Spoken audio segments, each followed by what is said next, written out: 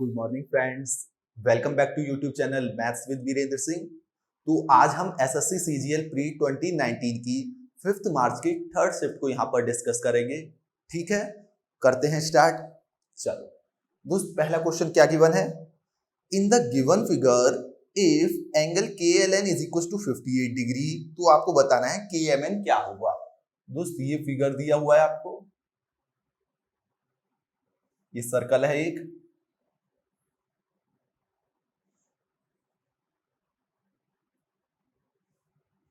ये L है, ये K है, ये M है और ये N है। दोस्त आपको दे रखा है KLN 58 डिग्री, तो आपसे पूछा है KMN, ये पूछा है दोस्त। अब दोस्त इससे इजी क्वेश्चन तो हो ही नहीं सकता कुछ। क्या दोस्त, मैं जानता हूं कि कोई सर्कल है और उस पर 2 पॉइंट है, वहां से मैं कहीं भी इस सर्कमफ्रेंस पर मिलाता हूं उसे तो सेम एंगल फॉर्म होता है मेरा। मतलब कि अब देखो KLN में और KMN में दोनों, ये K और N सेम पॉइंट है, ये सर्कमफ्रेंस पे टच कर रहा हूं, मतलब क्या हुआ कि एंगल ये L और एंगल M, मतलब एंगल KLN और एंगल KMN बराबर होनी चाहिए। तो ये मेरा 58 डिग्री है, तो ये भी दोस्त कितना होगा? 58 डिग्री। तो आंसर कितना हो जाएगा दोस्त? 58 डिग्री। आई बात समझ में? आगे बढ़े, चलो क्वेश्चन नंबर नेक्स्ट क्या कह रहा है? The greatest number which should be replace asterisk in the number 146 asterisk 48 to make it divisible by 8। तो दोस्त एक नंबर दे रखा है आपको, क्या नंबर है? 146, ये एस्टेरिस्क 48। तो आपको इसकी ग्रेटेस्ट नंबर बताना है, ग्रेटेस्ट वैल्यू बता दी है। किस केस में? उस केस में जब ये पूरा नंबर 8 से डिविजिबल होगा, 8 से डिविजिबल होगा। मैंने इसे x कह दिया, ठीक है दोस्त। 8 से डिविजिबिलिटी रूल जानता हूं मैं, बिल्कुल जानता हूं। क्या होता है कि अगर किसी भी नंबर की लास्ट 3 डिजिट 8 से डिविजिबल है तो वो पूरा नंबर 8 से डिविजिबल है। मतलब क्या हुआ कहने का कि यहां पर जो मेरा ये नंबर है x48, यदि ये मेरा 8 से डिविजिबल है तो ये पूरा नंबर क्या होगा? 8 से डिविजिबल। अब उसकी इसमें आपको x की ग्रेटेस्ट वैल्यू बतानी है जब ये 8 से डिविजिबल हो। मतलब x48 है, अब मुझे 8 से डिविजिबल है, ये ग्रेटेस्ट वैल्यू। दोस्त इसके बहुत इजी क्वेश्चन है, लेकिन जो मैं बताना चाह रहा हूं वो समझना। दोस्त जब भी ऐसा क्वेश्चन हो, मैंने देखा कि लास्ट की 2 डिजिट नंबर देखो आप, 48, क्या ये 48 जो है 8 से डिविजिबल है? बिल्कुल डिविजिबल है। अगर मेरा ये 48 डिविजिबल है ना, लास्ट के 2 डिजिट डिविजिबल है, तो जो तीसरा होगा जो 100th प्लेस पे होगा वो कोई इवन नंबर होना चाहिए 8 से डिविजिबल होने के लिए। क्या कहा मैंने दोस्त? 8 का डिविजिबिलिटी रूल कहता है कि लास्ट की 3 डिजिट अगर डिविजिबल है तो पूरा नंबर डिविजिबल है। मेरे को 3 डिजिट देखनी है, मैंने लास्ट की 2 देखी, अगर लास्ट के 2 डिविजिबल है ना 8 से, तो जो तीसरा नंबर है जो 100th प्लेस पर है वो कोई ऐसा, वो इवन नंबर होना चाहिए। क्या होना चाहिए? Even number. मतलब यहां पर मेरे को इस नंबर को 8 से डिविजिबल बनाने के लिए ये कोई इवन नंबर होना चाहिए। इवन नंबर होना चाहिए मतलब ये 2 भी हो सकता है, 4 भी हो सकता है, 6 भी हो सकता है, 8 भी हो सकता है और 0 भी। सब केस में ये क्या होगा? 8 से डिविजिबल होगा। लेकिन उसमें कौन सी वैल्यू पूछी है? Greatest value. और तो इसमें ग्रेटेस्ट कौन सी है दोस्त? 8। ग्रेटेस्ट कौन सी है दोस्त? 8। तो आंसर क्या हो जाएगा? 8। एक बार और समझो, मान लो कोई नंबर है ये 2 4, पूछे कि यहां पर मेरा फिलिंग द ब्लैंक्स में क्या आ सकता है कि ये जो है 8 से डिविजिबल हो जाए। दोस्त मैंने लास्ट 2 डिजिट देखी, क्या ये 8 से डिविजिबल है? बिल्कुल डिविजिबल है। जब ये डिविजिबल है तो यहां पर कोई इवन नंबर आएगा। क्या बोला मैंने? कोई इवन नंबर आएगा। ऐसा क्यों दोस्त? क्या मैं जानता हूं कि 208 से डिविजिबल है, 408 से डिविजिबल है, और अब इसे डिविजिबल बनाने के लिए 8 से मुझे 8 की क्या रखना होगा? यहाँ 8 का कोई मल्टीपल। लेकिन 108 से डिविजिबल नहीं है। अगर यहां मैं 8 का मल्टीपल रखूंगा तो ये क्या होगा? 8 से डिविजिबल नहीं होगा। तो जैसे 24 है, तो यहाँ पॉसिबल वैल्यू क्या हो जाएंगी कि ये 8 से डिविजिबल हो जाए? 0, इवन नंबर कोई भी, 2 4 6 8। ये केवल बताने के लिए था, इस क्वेश्चन में तो कुछ नहीं है। ऑप्शन से कर दूंगा मैं डायरेक्ट, जब ऑप्शन होंगे सामने। तो मैक्सिमम वैल्यू मतलब x की ग्रेटेस्ट वैल्यू जिसके लिए 8 से डिविजिबल हो जाए क्या हो जाएगी 8। मैंने बताया कि लास्ट की अगर 2 डिजिट 8 से डिविजिबल है तो जो तीसरी है मतलब 100 प्लेस पे वो कोई इवन नंबर होना चाहिए। आई बात समझ में? आगे बढ़े, चलो।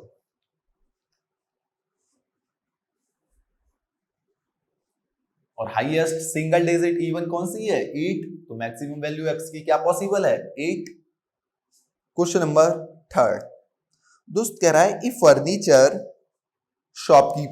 Furniture shopkeeper allows a discount of 16% on the MP on the goods to his customers and still gains 20%. What is the MP of a dining table which costs the shopkeeper 11,900?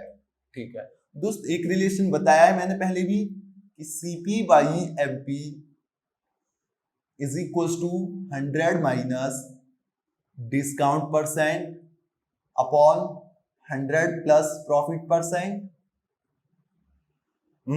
अब दोस्त यहां पर मेरा सीपी दे रखा है कितना 11,900। MP मुझसे पूछा है,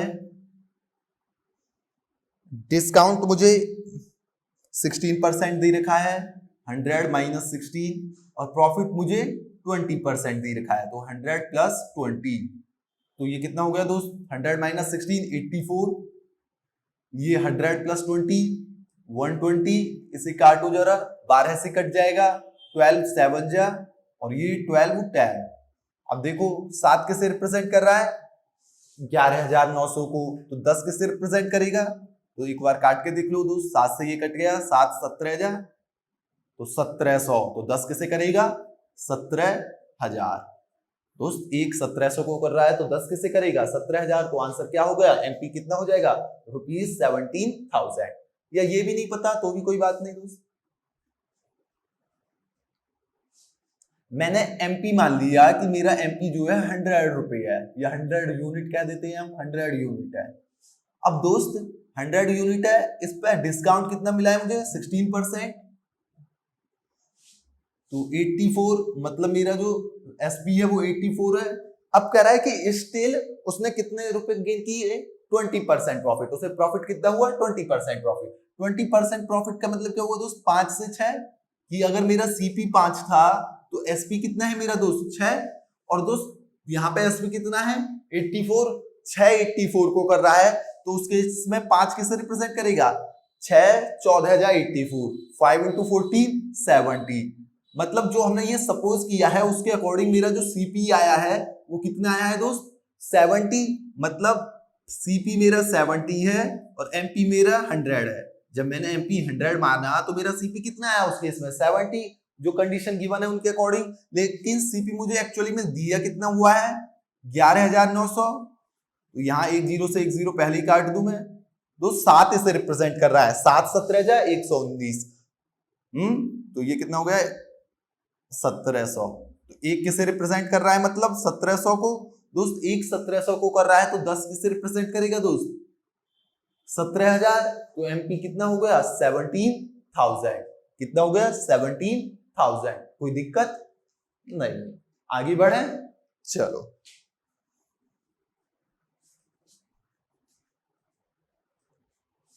क्वेश्चन नंबर 4 कह रहा है Sudhir purchased a laptop for ₹42,000 and a scanner cum printer for ₹8,000.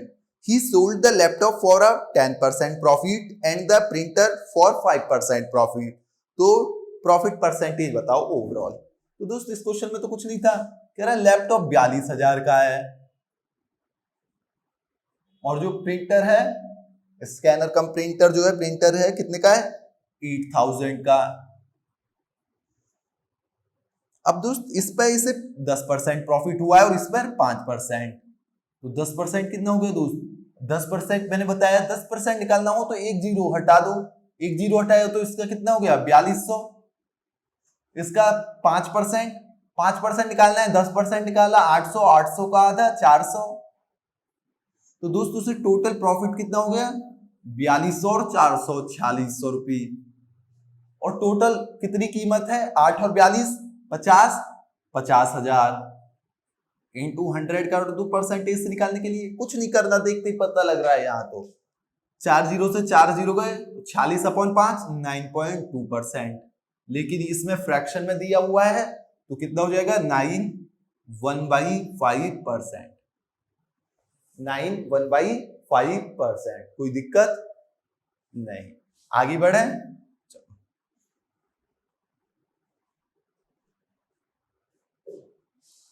Question number next 5th। अब देखो इसमें तो कुछ है ही नहीं क्वेश्चन में। Under root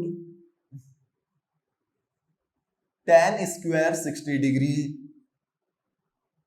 plus sine 90 degree minus twice of tan 45 degree. इसकी वैल्यू पूछी आपसे दोस्त। tan 60 की वैल्यू √3 का square 3, sign 90 1, 3 + 1 minus tan 45 1, 2 × 1 2।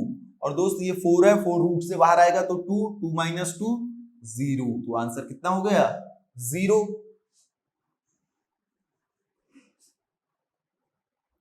Question number next क्या कह रहा है? The average height of 5 boys is 175 centimetre. A sixth boy joined the group and the average height of all the boys in the group now increased by 1 centimeter. तो आपको height बतानी है sixth boy की। चलो ठीक है। अब दोस्त जो मैंने पीडीएफ प्रोवाइड करी है, अब तो मैंने ये क्वेश्चन सारे सॉल्व कर ही लिए, हम तो मुझे पता ही है। तो दोस्त जो पीडीएफ प्रोवाइड करी है उसमें मैंने एक्स मान के करा होगा, क्योंकि वहां जो मैं बताने वाला था थोड़ा समझा नहीं पाता ना, तो उस वजह से। अब देखो दोस्त कह रहा है कि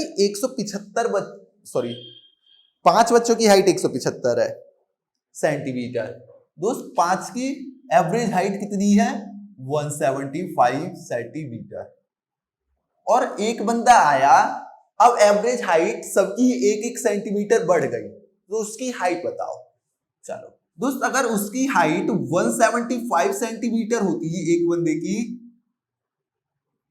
तो हाइट पर कोई फर्क आता? नहीं, तो भी एवरेज कितना रहता? 175 ही रहता। लेकिन एक्चुअल में ऐसा हुआ है क्या? नहीं। एक्चुअल में क्या हुआ कि सबकी हाइट का जो एवरेज है वो 1 सेंटीमीटर बढ़ गया इसके आने से। अब इसके आने के बाद आप देखो तो टोटल बच्चे कितने हो गए? 6। मतलब 6 में हर में 1-1 सेंटीमीटर गया है, मतलब टोटल हाइट कितनी बढ़ी है? 6 सेंटीमीटर। मतलब इसकी हाइट अगर 175 सेंटीमीटर थी तो कोई चेंज नहीं। और कितनी सेंटीमीटर फालतू होनी चाहिए कि सब में 1-1 बढ़ जाए? 6 बच्चे हैं तो 6 सेंटीमीटर बढ़ेगी। तो दोस्त इसकी एक्चुअल हाइट कितनी होगी? 175 + 6 सेंटीमीटर, मतलब 181 सेंटीमीटर होगी इसकी एक्चुअल हाइट। अगर 175 से कितना ज्यादा? 6। अभी तो 6 बच्चों में 1-1 दे पाएगा, अभी तो 1 इंक्रीज हो पाएगा एवरेज का। तो उसकी हाइट कितनी हो गई दोस्त? 181 सेंटीमीटर। आई बात समझ में? कोई दिक्कत नहीं। आगे बढ़े। चलो क्वेश्चन नंबर 7। अब देखो 7 में भी कुछ नहीं है। cos 0 × cos 30, इसे मैं मुंह जबानी बता रहा हूं आपको, इंटू cos 45 × cos 60 × cos 90। दोस्त मैं जानता हूं cos 90 0 होता है, और 0 के प्रोडक्ट में कुछ भी हो तो 0 ही रहेगा। तो आंसर क्या हो गया? 0। Question number next 8th। अब देखो इसमें बोर्ड मास का भी बिल्कुल इजी है। -1 + 1/4 डिवाइडेड बाई 1/2 इंटू 2 + 5। इसकी वैल्यू क्या होगी? दोस्तों ये -1 ये डिवाइड में है, इसे मल्टीप्लाई में 2 कर दूं तो ये दोस्त 2 हो जाएगा, और फिर कितना हो गया? 1/2। तो इसे मैं लिख दूं 1/2। ये प्रोडक्ट में है, 2 से 2 कैंसल, तो कितना हो गया? +1, और +5 ऑलरेडी है, -1 से +1 गया, तो आंसर कितना बचा? 5। तो आंसर क्या हो गया मेरा? 5। आई बात समझ में? आगे बढ़े। चलो क्वेश्चन नंबर 9 क्या कह रहा है दोस्त? The price of a sugar is increased by 20%. by what percentage must one cut down on the consumption of sugar so that no extra amount has to be incurred on sugar। दोस्त अब एक बात मुझे बताओ, जो sugar पे expenditure होगा, मतलब जो शुगर पे खर्चा होगा, वो किसके इक्वल होगा? जो एक्सपेंडिचर, जो उसका प्राइस है इनटू जितनी हम कंज्यूम कर रहे हैं। मतलब किसी भी आर्टिकल पे हम जब एक्सपेंडिचर की बात कर रहे हैं तो वो किसके बराबर होगा? Expenditure is equal to will be equal to price, जो उसका प्राइस है और जितना हम उसे कंज्यूम कर रहे हैं। अगर कंज्यूम करने की चीज है तो प्राइस इनटू कंजम्पशन। अब देखो इसमें प्राइस पे क्या कह रहा है कि 20% बढ़ गया। प्राइस की बात करूं मैं तो 20% बढ़ गया, मतलब 5 से 6 हो गया। अरे 20% 1/5 बढ़ा है तो 5 से 6 हो जाएगा। आगे क्या कह रहा है? कह रहा है कंजम्पशन। अब देखो ये कंजम्पशन मान लिया मैंने, कोई एक्स्ट्रा अमाउंट शुगर पर ना जाए, मतलब एक्सपेंडिचर सेम रहे। एक्सपेंडिचर सेम है मतलब एक्सपेंडिचर का रेशियो 1 से 1 ही है अभी भी। तो दोस्त ये 1 है, ये भी 1 है रेशियो में। तो दोस्त कंजम्पशन क्या होना चाहिए? क्या कंजम्पशन 6 से 5 नहीं होना चाहिए? 5 6 जा 30, 6 5 जा 30, 30 और 30 रेशियो 1:1। तो मतलब कंजम्पशन क्या हुआ? कंजम्पशन 6 से 5 हुआ। पहले 6 था तो अब 5 हो गया। 6 से 5 हुआ का मतलब क्या हुआ कि एक घटा है। एक घटा है कितने पर? 6 पर, तो 1/6 हो गया। और 1/6 को मैं परसेंटेज में जानता हूं या फिर 100 से मल्टीप्लाई करके निकाल सकता हूं। कितना आ जाएगा दोस्त? 16 2/3%। तो कंजप्शन कितना डिक्रीज करना पड़ेगा, कितना रिड्यूस करना पड़ेगा? 16 2/3%। उम्मीद करता हूं बात आ रही होगी समझ में। एक्सपेंडिचर क्या होता है दोस्त मेरा? Price into consumption. कह रहा है प्राइस 20% बढ़ा। 20% बढ़ा मतलब पहले 5 था तो अब 6 हो गया, लेकिन एक्सपेंडिचर पे कोई चेंज नहीं आया, मतलब अभी भी रेशियो सेम है। अब जब सेम है तो डायरेक्ट उल्टा कर दो, वो 5 से 6 हो रहा है तो ये 6 से 5 हो रहा होगा। 6 से 5 हो रहा है तो मतलब क्या हुआ कि एक घट रहा है कितने पर? 6 पर। तो कितना डिक्रीज हो गया? 1/6। 1/6 को परसेंटेज में निकाला तो 16 2/3%। आई बात समझ में? आगे बढ़े चलो। Question number 10, a plus b plus c minus d का square minus a minus b minus c plus d का स्क्वायर किसके इक्वल होगा? जो आपको ऑप्शंस दिए हुए हैं, ऑप्शंस आप वहां देखो स्क्रीन पर। तो ऑप्शंस में आप देखोगे कि ए तो सब में प्रोडक्ट में है। अब इसे मैं सॉल्व नहीं करने वाला, हमने पहले भी ऐसे क्वेश्चन किए हैं। अब आप देखोगे कि ए तो सब में प्रोडक्ट में है, तो ए को तो मैं 0 मानूंगा नहीं। और अंदर ऑप्शन में देखोगे तो सब में बी सी और डी है, मतलब इन तीनों को भी 0 नहीं मान सकता, मतलब मैं किसी 2 को 0 मानता हूं। अब 2 को 0 मानो, 2 को 0 इस हिसाब से मानो कि एक बार में आंसर आ जाए। या फिर आप किसी को दो भी 2 को 0 मान लो बीसीडी में से, अगर या फिर आप 2 में ऑप्शन में कंफ्यूज हो सकते हो, फिर 2 को मान लेना जैसे हमने लास्ट बार किया था। या फिर एक बार में ऐसे मान लो कि एक बार में ही आंसर आ जाए। उसके लिए आपको फिर ऑप्शन देखने पड़ेंगे। दोस्त ऑप्शन देखो तो बी और सी सब में पॉजिटिव में है, केवल डी ही मेरा चेंज ला रहा है, किसी में प्लस में है किसी में माइनस में है। तो मैंने क्या किया कि बी और सी को 0 मान लिया, क्योंकि इससे क्या ऑप्शन में कहीं भी मतलब कहीं भी कोई चेंज नहीं आएगा, सब में पॉजिटिव में ही है। तो मैंने क्या किया, मैंने बी को 0 मान लिया और सी को भी 0 मान लिया। दोस्त बी और सी को 0 माना तो ये क्या हो गया? ए माइनस डी का स्क्वायर, और ये क्या हो गया? 0 0 ए प्लस डी का स्क्वायर। तो दोस्त ए प्लस डी का स्क्वायर ये किसके इक्वल हो जाएगा? दोस्त मैं जानता हूं कि x plus Y square minus X minus Y square 4xy के इक्वल होता है। तो x minus Y square minus X plus Y square किसके इक्वल हो जाएगा? माइनस 4xy के। तो सिमिलरली ये किसके इक्वल हो जाएगा? माइनस 4ad के। नहीं भी पता तो इसे खोल लो दोस्त। तो ये कितना हो जाएगा? A square plus d square minus 2ad। ये a square plus d square plus 2ad बाहर आएगा तो माइनस हो जाएगा। ए स्क्वायर से ए स्क्वायर कैंसिल, डी स्क्वायर से डी स्क्वायर कैंसिल, यहां भी माइनस 2ad बचेगा, यहां भी माइनस 2ad, तो कितना हो गया? Minus 4ad। ऑप्शंस में चेक करूं, पहला ऑप्शन चेक करो। पहला ऑप्शन कह रहा है दोस्त 2a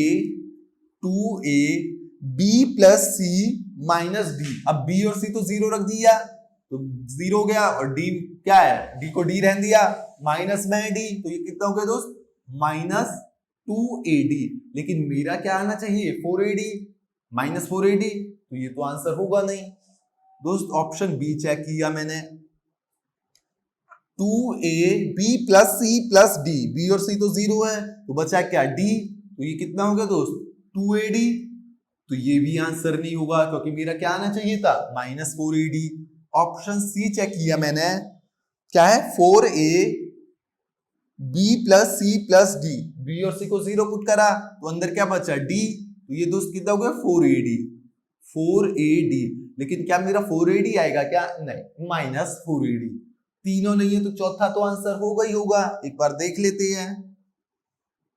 चौथा कह रहा है 4ab plus c minus D, B और सी को जीरो पुट किया तो अंदर क्या बचा, माइनस डी, तो कितना हो गया दोस्त, माइनस 4ad।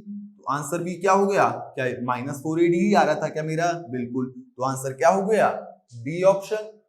आई बात समझ में, कोई दिक्कत नहीं, आगे बढ़े। चलो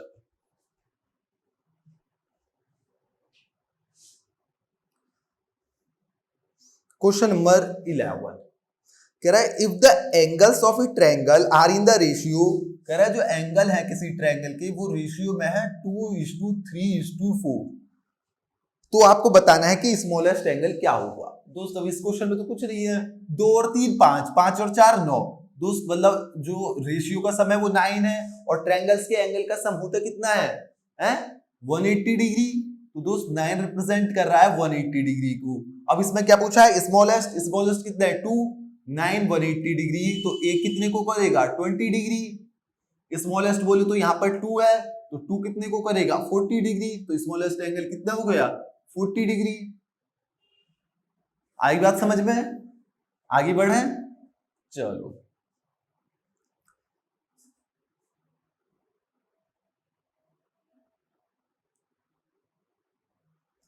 in the figure 2 circles with centre P and Q, ये दोस्त फिगर आपको गिवन है,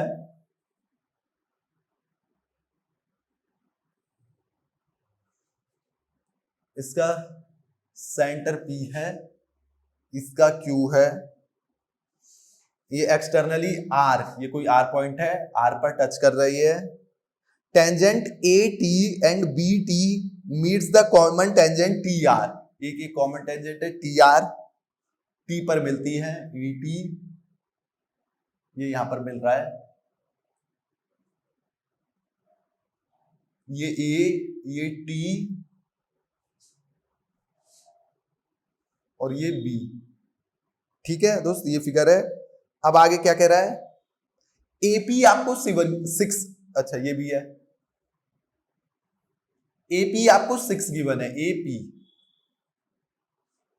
और PT 10 गिवन है, तो आपसे BT पूछ रहा है।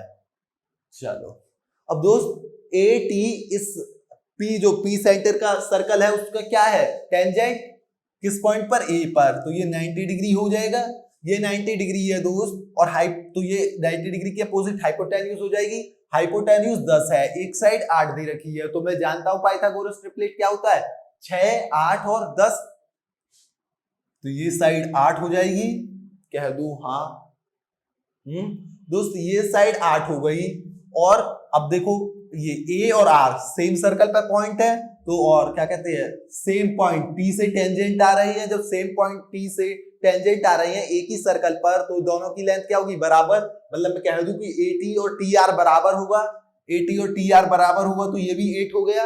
अब दोस्त इस सर्कल की बात करो जिसका सेंटर Q है, इसमें भी TR और TB T पॉइंट से टेंजेंट है, तो मतलब मैं कह सकता हूं कि TR will be equal to TB, दोनों इक्वल होंगे दोस्त, तो ये कितना हो जाएगा 8। आई बात समझ में, तो TB कितना हो जाएगा 8 सेंटीमीटर, तो आंसर कितना हो जाएगा दोस्त मेरा 8 सेंटीमीटर। आगे बढ़े, चलो क्वेश्चन नंबर नेक्स्ट क्या कह रहा है दोस्त, a certain amount is divided among Sunita, Amit and Vibha in the ratio 2:3:4 if Vibha gets rupees 14416 then the total amount is। दोस्त ये सुनीता, अमित और विभा है, इनको किस रेशियो में रुपीस मिलते हैं 2:3:4 और दोस्त जो विभा को मिले हैं वो कितने मिले हैं 14,416। तो आपसे पूछा है कि टोटल अमाउंट क्या है, ठीक है। और दोस्त ऑप्शन दे रखे हैं आपको 432448 32436 16219 एंड 3604। दोस्त ये 4 ऑप्शंस हैं आपके, दिख रहा है।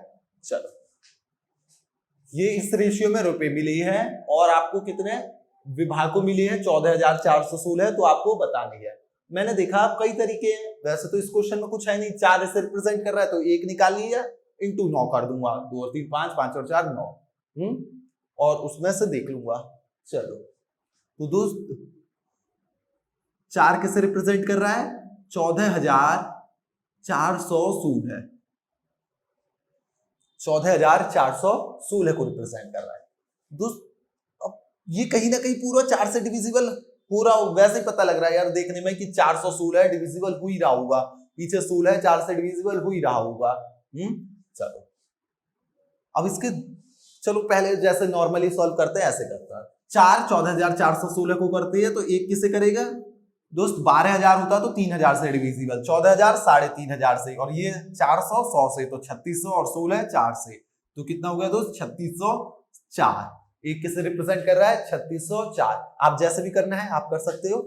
अब दोस्त टोटल कितना है 4 और 3 7, 7 और 2 9, तो 9 किसको रिप्रेजेंट करेगा, यही तो है। तो दोस्त 3604 इंटू 9 कर दूं। अब यहां देखो, चलो इतना भी कर लेंगे, ये भी बिल्कुल इजी चीज है। अब मैं इसकी मल्टीप्लाई करूंगा क्या, नहीं दोस्त, पहले इसीलिए मुझे ऑप्शन देखनी पड़ती है। मैंने कहा ऑप्शन में यूनिट डिजिट डिफरेंट है, जब तक 3 की यूनिट डिजिट सेम ना आए हम मल्टीप्लाई नहीं करते। 2 की भी आती है तो एक बार देखते हैं कि क्या कहते हैं, हो सकता है जो डिफरेंट है वो आंसर हो। तो दोस्त 4 9 जा 6, मतलब यूनिट डिजिट क्या आनी चाहिए 6, तो आंसर कौन सा होगा जिसकी यूनिट डिजिट 6 है, 32,436। आई बात समझ में। तो ये तो इजी था, कैलकुलेशन में कुछ था ही नहीं। जो दूसरा तरीका मैं बताना चाह रहा था वो देखते हैं एक बार, हालांकि इसमें वो करने की जरूरत नहीं थी। दोस्त 4 इससे रिप्रेजेंट कर रहा है, और मैं एक बात जानता हूं कि जो 16 है वो डिविजिबल है, मतलब 4 से डिविजिबिलिटी रूल क्या कहता है कि लास्ट के 2 डिजिट देख लो, क्योंकि मैंने देखा कुछ भी पॉइंट वगैरह में नहीं, ये मतलब ये बात तो जाहिर है कि ये कंप्लीटली डिविजिबल हो रहा होगा।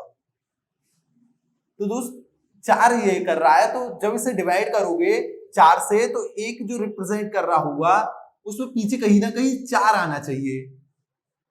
दोस्त 4 और 16 को जब पीछे डिवाइड करोगे या पीछे 16 को डिवाइड करोगे तो 4 आना चाहिए। आप कहोगे 4 9 जा 36 भी होता है तो 9 भी आ सकता है, चलो मैंने माना 9 भी ले सकते हैं, मैंने मान लिया कि 9 भी ले सकते हैं, हालांकि 9 आएगा नहीं क्योंकि 9 के पीछे क्या आना चाहिए 36। अगर ये पॉइंट वगैरह में होता तो मैं कह सकता था कि 9 हो सकता है, लेकिन 4 ही हुआ।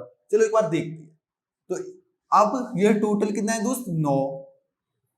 दोस्त जब 9 को 4 से डिवाइड करूंगा तो यूनिट डिजिट क्या आएगा 6, तो आंसर 6 वाला एक ही है, तो वो हो सकता है। लेकिन माना मैंने कि 9 भी है, तो 9 इंटू 9 1, तो यूनिट डिजिट कहीं 1 दिख रही है क्या आपको, नहीं, तो ये तो है नहीं, तो आंसर कितना हो गया जिसकी यूनिट डिजिट 6 है। आई बात समझ में, कोई दिक्कत नहीं, आगे बढ़े। चलो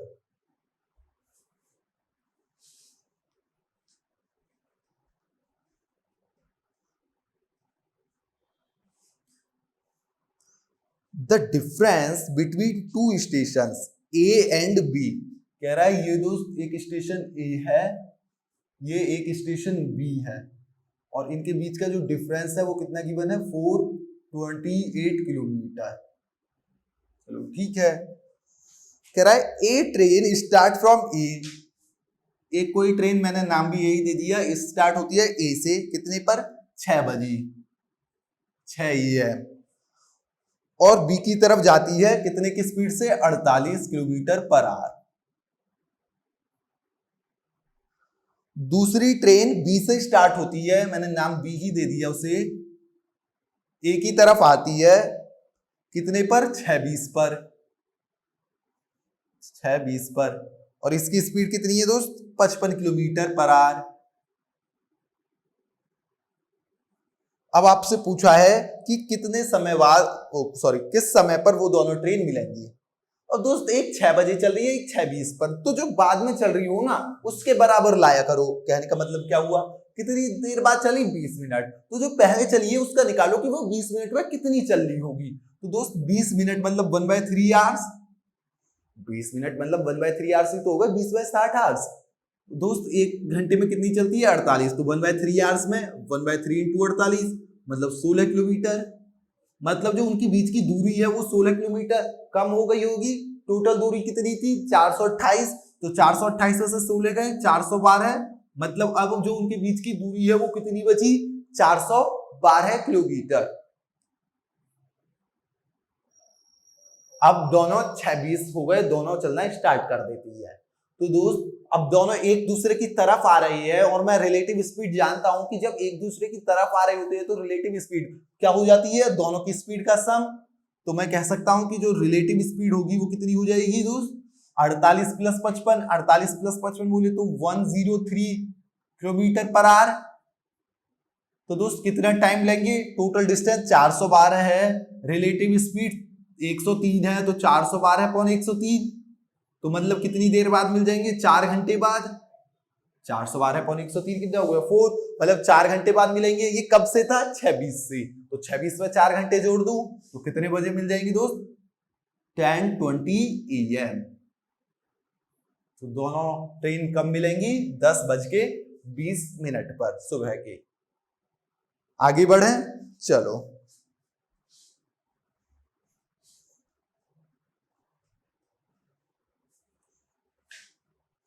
क्वेश्चन नंबर नेक्स्ट कह रहा है the coefficient of x square in 2x + y³ में एक्स स्क्वायर का कोफिशिएंट क्या होगा।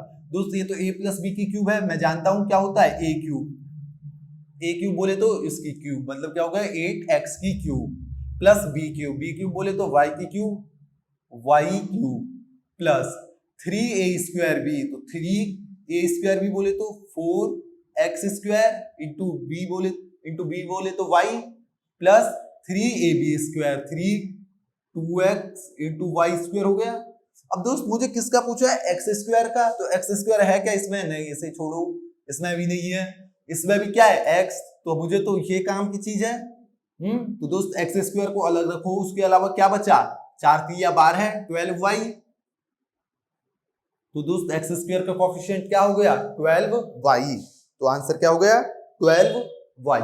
आई बात समझ में, आगे बढ़े, चलो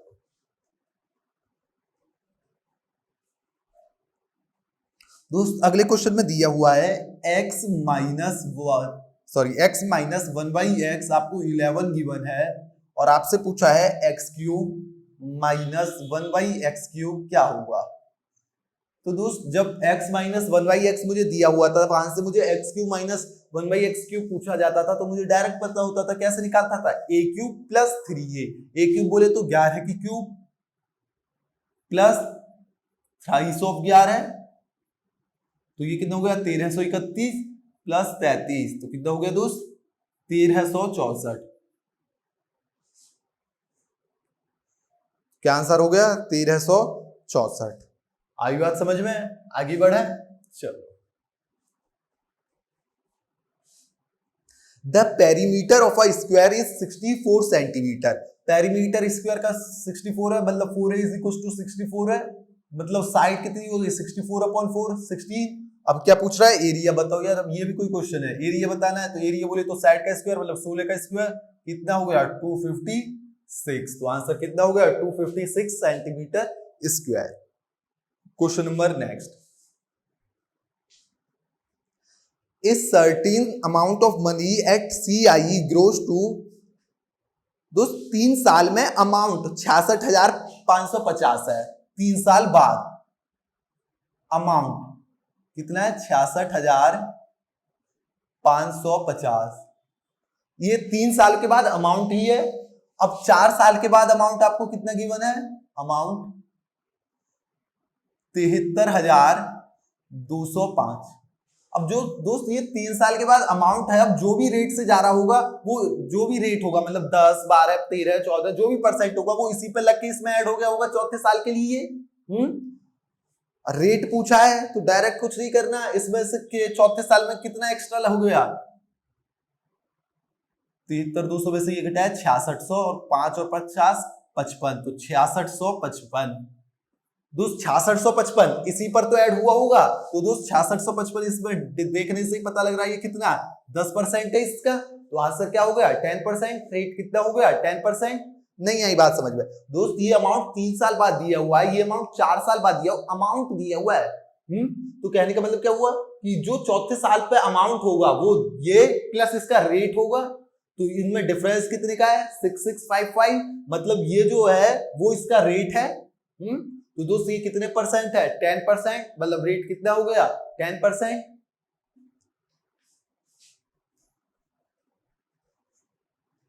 क्वेश्चन नंबर नेक्स्ट कह रहा है इन द गिवन फिगर, ये फिगर दी हुई है दोस्त आपको A B C D E, जो डीई है वो पैरेलल है बीसी की, DE is parallel to BC. जो डीई है दोस्त वो किसके पैरेलल है बीसी के, और दिया हुआ है एडी 2.5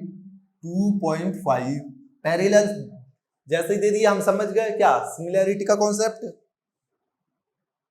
डीबी 3.5, ईसी 4.2, तो एसी बताना है। तो उसमें जानता हूं this upon this is equal to this upon this, तो 2.5 upon 3.5 is equal to AE upon 4.2। तो दोस्त 7 5 जा 7 6 जा 2.5 दूदी, एई कितना हो गया 6/2 मतलब 3। दोस्त एई 3 हो गया, मुझसे एसी पूछा है लेकिन, तो एसी कितना हो जाएगा 3 प्लस 4.2 7.2, तो आंसर कितना हो जाएगा दोस्त 7.2 सेंटीमीटर। कुछ था ही नहीं इस क्वेश्चन में। तो क्वेश्चन नंबर नेक्स्ट दे रखा है आपको दोस्त, tan theta minus cot theta equals to cosec theta, और थीटा 0 to 90 डिग्री है, 0 to 90 डिग्री नहीं है, 0 से 90 डिग्री के बीच में है, तो आपको वैल्यू बता दी है 2 tan theta minus cos theta upon √3 cot theta plus sec theta, इसकी आपको वैल्यू बतानी है। चलो आप मुझे एक बात बताओ, ये मुझे गिवन है और थीटा 0 से 90 डिग्री के बीच में है, तो इसकी वैल्यू बतानी है। 0 से 90 डिग्री के बीच में मैं 3 वैल्यू जानता हूं, 30 डिग्री 45 60, या तो उन पे से किसी पे सेटिस्फाई कर जाएगा या मुझे ये मैन्युअली सॉल्व भी करना पड़ेगा। अब एक बात सोचो 45 पे ये दोनों बराबर होते हैं, बराबर होते हैं तो 0 हो जाएगा, क्या cosec 45 0 होता है नहीं, तो 45 तो है नहीं। अब आप देखो ये 60 और 30 पे √3, इनमें से एक √3 होता है, एक 1/√3 होता है, मतलब √3 आ रहा है हर केस में, 60 पे भी 30 पे भी। तो कोसेक में ऐसे सोचो जरा जैसे √3 आता हो, तो आप कहोगे कोसेक 60 डिग्री होता है, क्या 2/√3। तो एक बार 60 को चेक कर लेता हूं पहले। तो दोस्त मैंने थीटा 60 डिग्री पुट किया, चेक करना पड़ेगा पहले मुझे, tan 60 √3, cot 60 1/√3, तो √3 into √3 3, 3 minus 1 2, 2/√3, और कोसेक 60 भी कितना होता है दोस्त 2/√3, मतलब बिल्कुल सेटिस्फाई कर गया। मतलब थीटा कितना है मेरा 60 डिग्री, तो थीटा 60 डिग्री है, तो यहां पुट कर दूं क्या, तो ये हो जाएगा 2 tan 60, tan 60 √3, तो 2√3, cos 60 1/2, अपॉन ये कितना हो जाएगा कॉट 61 बाय रूट थ्री से रूट थ्री कैंसिल 1 और ये कितना हो जाएगा दोस्त 2 तो ये हो गया 3 अभी तो ये कितना हो जाएगा 4 root 3 minus 1 upon 6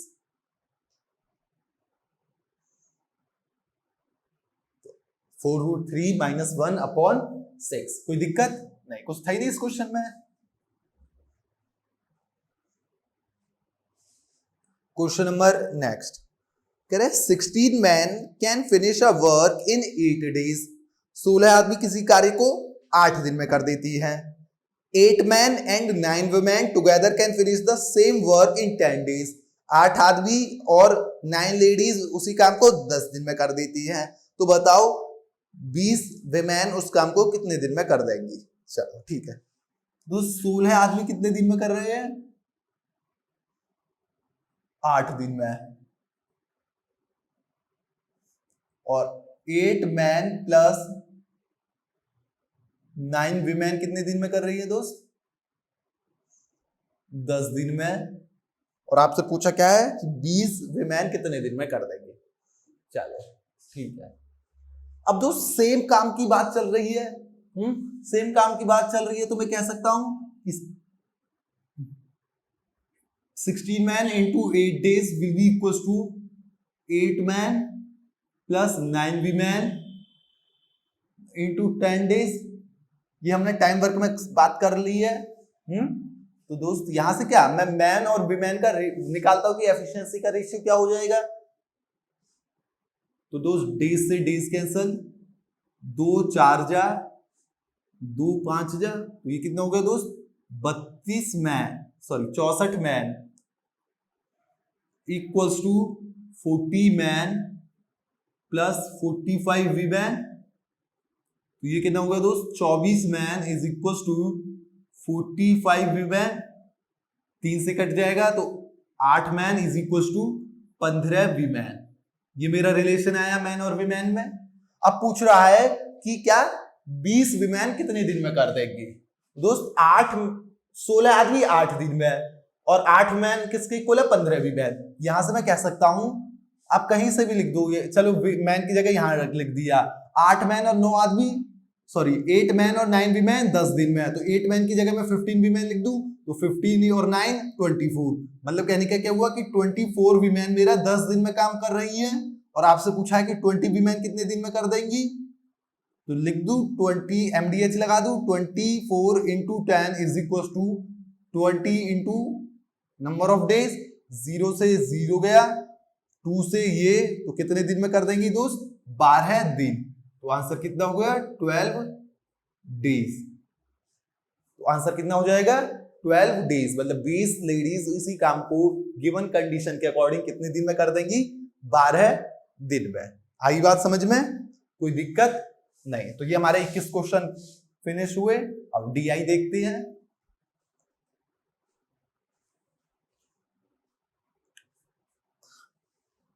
question number 22 the following table shows the monthly salary of 50 families.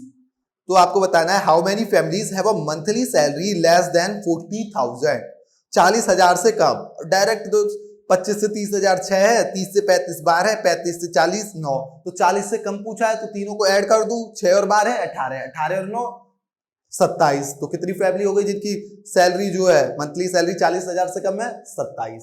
तो आंसर क्या हो गया 27। क्वेश्चन नंबर 23 आपको टेबल दी हुई है तो आपसे पूछा है अब देखो यही टेबल आ रही है ना काफी शिफ्ट्स में।